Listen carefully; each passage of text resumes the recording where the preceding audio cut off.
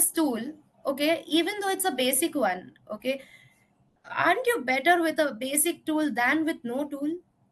Okay, that is the first question that you need to ask yourself. And the second question is that if you are really serious about it, then probably just share this with a developer or go with the pro version and develop this further. And you have an AI tool of yourself now.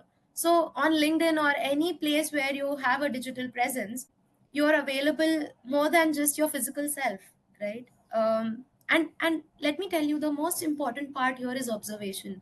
As a coach, your observation is the most important part, that where exactly is your coachee struggling, and what are the problems that come to you more often, so you've developed a tool based on that.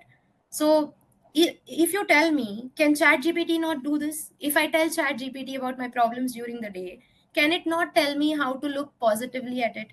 It can, right? But what we are looking at this is that something that can be visited every day for the same set of problems. You're trying to build a habit. You're trying to reduce the work of your coachee, because the coachee would anyway not be willing to do this. So then it says start reflecting. Let me go and I say start reflecting. How are you feeling right now?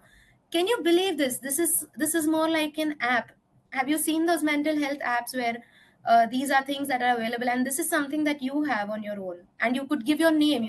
You could give the AI's name, that could be your name. Okay, it could be saying Partha, Jayanti, right? It could be Michelle's AI.